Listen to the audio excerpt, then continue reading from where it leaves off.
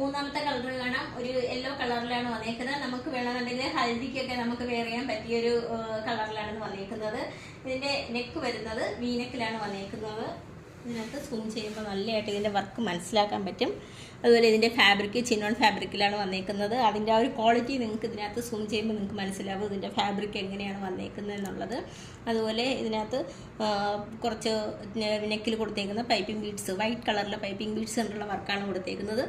Sleeve വരുന്നത് 3/4 സ്ലീവിലാണ് വന്നേക്കുന്നത്.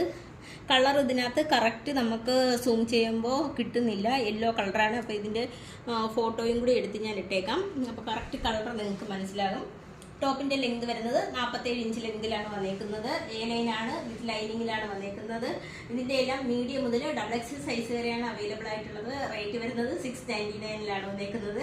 നമുക്ക് ഓൾ ഓവർ ഇന്ത്യയിൽ ഫ്രീ ഷിപ്പിംഗ് ആണ് തരുന്നത്. അതുപോലെ നിങ്ങൾ ഞങ്ങളുടെ